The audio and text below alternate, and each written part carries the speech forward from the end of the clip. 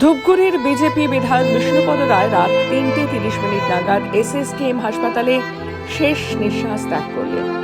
সকাল ৭টায় চিকিৎসকদের পক্ষ থেকে তাকে মৃত বলে ঘোষণা করা হয়।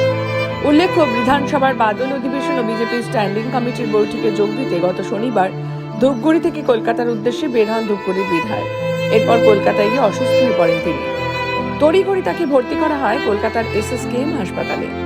দলীয় সূত্রে জানা যায়, রবিবার সকালেই কলকাতায় পৌঁছে গিয়েছিলেন ধূপগুড়ির বিধায়ক বিষ্ণুপদ রায়। রবিবার দলের তরফে স্ট্যান্ডিং কমিটির বৈঠকে ডাক দেওয়া হয়েছিল। সেই বৈঠকে যোগ দিতে যাওয়ার আগেই শারীরিক অসুস্থতা বোধ করেন বিধায়ক। তার বুকে প্রচন্ড ব্যথা শুরু হয়। তড়িঘড়ি তার নিরাপত্তার দায়িত্বে থাকা কর্মীরা তাকে এসএসকেএম হাসপাতালে নিয়ে যায়। তার ডান দিকের ফুসফুসের সংক্রমণের জন্য তার অস্ত্রোপচার করা হয়, কিন্তু শেষ রক্ষা হলো না। মৃত্যুর কোলে ঢলে পড়লেন বিধায়ক বিষ্ণুপদ রায়। ঘটনায় শোকের ছায়া ধূপগুড়ির রাজনৈতিক মহলে।